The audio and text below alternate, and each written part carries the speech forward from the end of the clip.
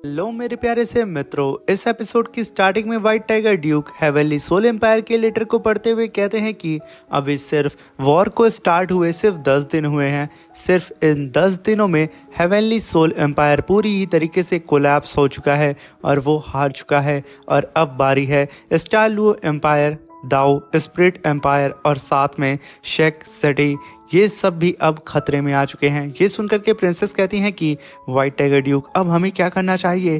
तभी वहाँ पे यू हाउ की आवाज़ आती है और वो कहता है कि हमारे पास सिर्फ 2 विकल्प हैं। पहला विकल्प ये है कि हम लोग प्लानिंग करके अटैक करें, या दूसरा विकल्प ये है कि हम लोग सीधे ही जाके उनके ऊपर धावा बोल दें डायरेक्टली। अब ये सुनकर के सब एकदम कंफ्यूज होते हैं। तभी यू हाउ कहता है कि हम लोग अगर जल्द से जल्द अकेडमी से सारी ही फोर्स और सारे ही फास्ट एड को यहाँ पे मंगवा लेते हैं तो हमारे लिए काफ़ी अच्छा होगा। और साथ में दाओ स्पिरिट एम्पायर और हिडन सेक्ट से भी हमें मदद लेनी होगी। अगर हम एक साथ एक होकर के सन मून एम्पायर के ऊपर फ्रंट लाइन में जाकर के अपनी पूरी फोर्स से अटैक करते हैं तो हम जीत सकते हैं, क्योंकि सन मून एम्पायर इस समय 2 पार्ट में डिवाइड हो चुका है। अगर हम अटैक करेंगे तो उसे मजबूरन अपनी बाकी टीम को यहाँ पे बुलाना होगा और हेवनली सोल एम्पायर आज़ाद हो जाएगा। ये सुनकर के एक मोटू एल्डर कहता है कि तो दूसरा विकल्प में हमें क्या करना होगा। अभी वहाँ पे यू हाउ एक गहरी सांस लेता है और कहता है कि दूसरे विकल्प में हमें डायरेक्ट सन मून एम्पायर के सबसे पावरफुल ट्रेजर के ऊपर अटैक करना होगा और उसे पल भर में डिस्ट्रॉय करना होगा। तभी हम यहाँ पे एक बहुत ही बड़ा झटका सन मून एम्पायर को दे सकते हैं, क्योंकि पीछे से सन मून एम्पायर को हमसे वही बचा रहा है। अब ये सुनकर के सबके कान खड़े हो चुके थे, मगर तभी वहाँ पे व्हाइट टाइगर ड्यूक कहते हैं कि यू हाउ तुम बात कर रहे हो डेथ गॉड सोल टूल को डिस्ट्रॉय करने की। तुम जानते हो ना कि वो अकेले ही पूरी आर्मी को ख़त्म करने की ताकत रखता है। ये इम्पॉसिबल है और उतना ही ज़्यादा खतरनाक। ये सुनकर के यू हाउ कहता है कि मेरे पास यहाँ पे एक प्लान है जो कि 110% वर्क करेगा। ये सुनकर के प्रिंसेस और ड्यूक एक साथ कहती हैं कि यू हाउ आखिर वो प्लान क्या है। तभी वहाँ पे यू हाउ कहता है कि मैं पर्सनली अकेले ही जा करके उस डेथ सोल टूल को डिस्ट्रॉय करूंगा। जहाँ पे यू हाउ सभी लोगों को अपने प्लान के बारे में बताने लगता है, जिसके बारे में हमें यहाँ पे कुछ भी बताया नहीं जाता है। तभी सीन शिफ्ट होता है। White tiger Duke you how को लेकर के रात में बाहर खड़े होते हैं और यू हाउ को कहते हैं कि यू हाउ मेरे हाथ में ये जो टाइगर का नाखून है इसे मेरे फादर ने मुझे दिया हुआ था, क्योंकि ये जो टाइगर का नाखून है इसे हमारे एंसेस्टर ने तब हासिल किया था जब वो टाइगर सोल बीस्ट को डिफीट किए थे। और यू हाउ इसी टाइगर के नाखून के अंदर प्रोटेक्टिव किलिंग ऑरा मौजूद है, प्लीज इसे ले लो। ये कहने के साथ वो यू हाउ का हाथ जबरदस्ती पकड़ते हैं और यू हाउ के हाथ में वो लॉकेट रख देते हैं और यू हाउ को उसे तुरंत पहनने के लिए बोलते हैं, जिसे लेकर के यू हाउ उनका धन्यवाद बोलता है। मगर तभी वहाँ पे व्हाइट टाइगर ड्यूक कहते हैं कि यू हाउ थैंक यू तो मुझे बोलना चाहिए। तुम्हें पता है स्टार लॉ एम्पायर का हर एक कल्टिवेटर, हर एक आम नागरिक इस बात को हमेशा याद रखेगा कि तुमने हमें बचाने के लिए आखिरी सांस तक लड़ाई लड़ी है। ये कहने के साथ वो यू हाउ को कहते हैं कि अब चलने के लिए तैयार हो जाओ। ये कहने के साथ वो यू हाउ को लेकर के सीधा आसमान की तरफ उड़ जाते हैं और इधर यू हाउ और व्हाइट टाइगर ड्यूक जैसे ही आसमान की तरफ जाते हैं वहीं कोने में छुप करके वू टोंग यू हाउ और व्हाइट टाइगर ड्यूक को उदास नज़रों से देख रही होती है, जैसे कि वो भी इन लोगों के साथ जाना चाहती है। तभी सीन शिफ्ट होता है। यू हाउ और व्हाइट टाइगर ड्यूक आसमान में आ चुके थे, जहाँ पे व्हाइट टाइगर ड्यूक कहते हैं कि यू हाउ ये काफ़ी रहेगा ना। तभी वहाँ पे यू हाउ कहता है कि ये इनफ है, मैं आगे का सफ़र खुद ही तय कर लूँगा। तभी व्हाइट टाइगर ड्यूक कहते हैं कि यू हाउ कुछ भी हो जाए तुम्हें वापस आना होगा सेफली, भले ही ये मिशन बीच में ही तुम्हें रोकना क्यों ना पड़े। ये बात सुनकर के यू हाउ हामी भरता है और उड़ते हुए आगे निकल जाता है, जहाँ पे you how spiritual detection technique को परफॉर्म करके आसपास के एटमॉस्फेयर को ऑब्जर्व करता है। और वहीं पे यू हाउ कहता है कि सन मून एम्पायर ने पहले से कई गुना ज़्यादा डिटेक्शन सोल टूल को यहाँ पे प्लांट कर दिया है मुझे डिटेक्ट करने के लिए, मगर मुझे पकड़ पाना इम्पॉसिबल है। ये कहने के साथ यू हाउ बहुत ही तेजी से उन सोल टूल्स के मिड में आके खड़ा हो जाता है और कहता है कि पिछली बार मैं यहीं तक पहुंचा था और यहाँ तक आते ही वो डेथ गॉड सोल टूल ने मुझे डिटेक्ट कर लिया था। ये कहने के साथ यू हाउ अपने सामने उसी स्पिरिचुअल बैरियर को देखता है जो कि डेथ गॉड सोल टूल को प्रोटेक्ट कर रहा था। यू हाउ बिना ही वक्त ज़ाया किए फेथ जजमेंट टेक्निक को परफॉर्म करता है और काफ़ी पावरफुल लेज़र बीम अटैक सीधा ही यू हाओ ने यहाँ पे उस स्पिरिचुअल शील्ड के ऊपर कर दिया था। जैसे ही यू हाओ का अटैक उस स्पिरिचुअल शील्ड पे लगता है वहाँ पे एक ब्लास्ट होता है और एक रास्ता खुल चुका था डेथ गॉड सोल टूल की तरफ बढ़ने का। वहीं पे जितने भी सोल डिटेक्शन डिवाइस होते हैं वो सब के सब यहाँ ट्रिगर हो जाते हैं और यू हाओ के ऊपर अटैक करना शुरू कर देते हैं। यू हाओ उन सारी ही अटैक को डॉज करते हुए यू हाओ उस शील्ड के अंदर बने हुए छोटे से छेद के अंदर एंटर कर जाता है, जहां पे यू हाओ ने अपनी स्पिरिचुअल डिटेक्शन टेक्निक को परफॉर्म करके उस डेथ गॉड सोल टूल को ऑब्जर्व करने लगता है।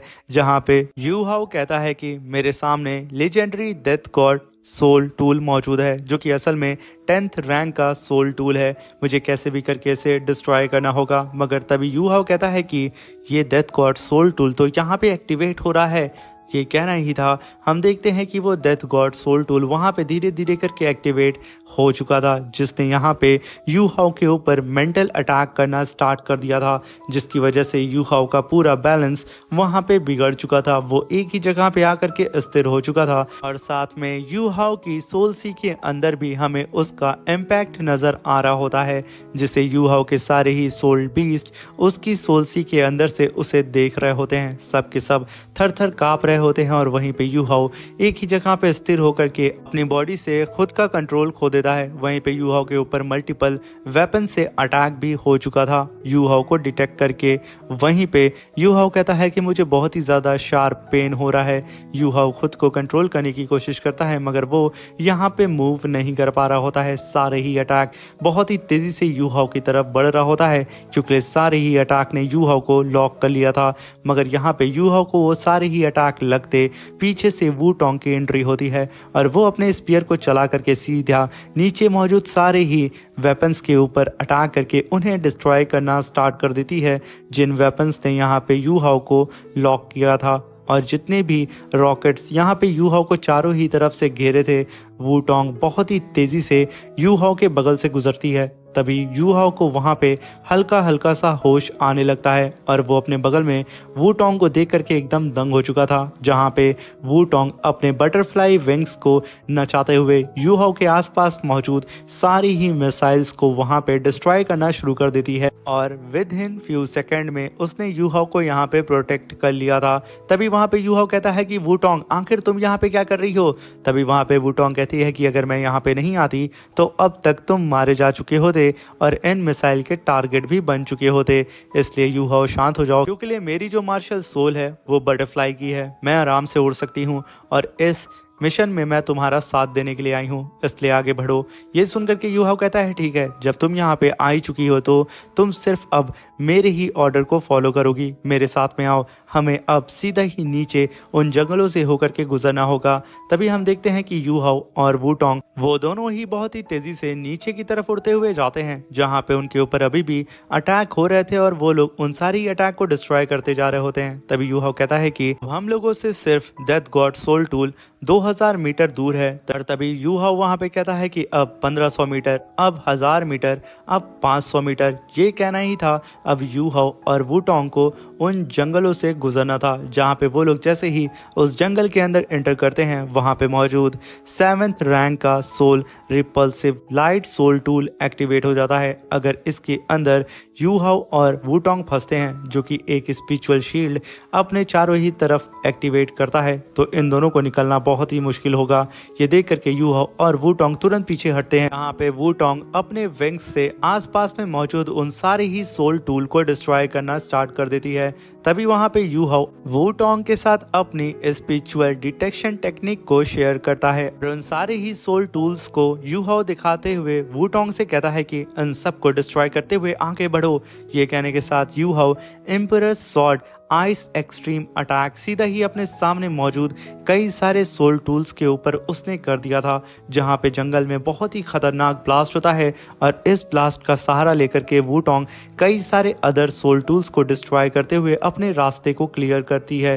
तभी हम वहां पे वू टोंग को देखते हैं, जो कि आसमान में उस डेथ गॉड सोल टूल को देख करके कहती है कि मैं जैसे ही उस डेथ गॉड सोल टूल के करीब पहुंचूंगी, मैं अपनी सबसे स्ट्रॉन्गेस्ट सोल स्किल का इस्तेमाल करके इस डेथ गॉड सोल टूल को डिस्ट्रॉय कर दूंगी एक ही स्ट्राइक में। तभी हम देखते हैं कि वो death god soul tool activate होने लगता है, जिससे यहाँ पे पूरी ही तरीके से बेखबर वू टोंग होती है, क्योंकि पहली बार तो वो इसका सामना कर रही थी। वो पागलों की तरह आगे बढ़ने लगती है।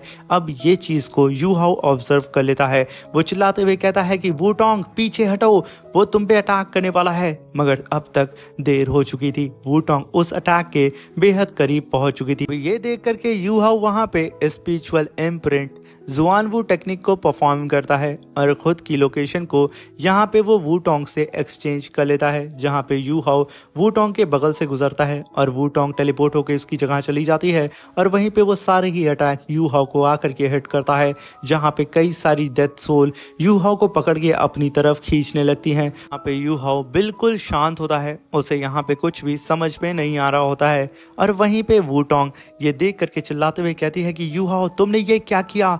ये कहने के साथ वो बहुत ही तेजी से यू हाउ को बचाने के लिए आगे जाने लगती है, यहाँ तक कि उसने अपनी रफ्तार को बढ़ाने के लिए अपनी सोल अवतार बॉडी को भी समन कर लिया होता है और वो खुद को ट्रांसफॉर्म करके बहुत ही तेजी से और उड़ते हुए यू हाउ के करीब जाने लगती है। और वो कहती है कि बस मैं थोड़ी ही दूर यू हाउ से हूँ। वहीं पे उसके सामने कई सारे इविल स्माइली फेस नजर आ रहे होते हैं। वहीं पे यू हाउ की पूरी टीम उसके डेथ गेट के अंदर से ये सारी ही सिचुएशन को ऑब्जर्व कर रही होती है।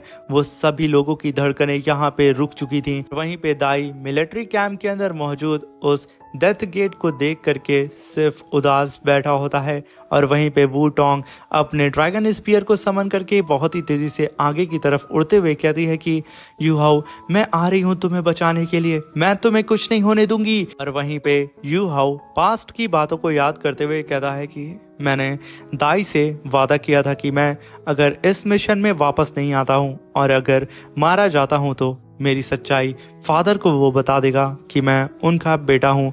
ये सुनकर के वहाँ पे दाई ने यू हाउ से कहा था कि ब्रदर आपको यहाँ पे किसी भी कीमत पे वापस आना होगा।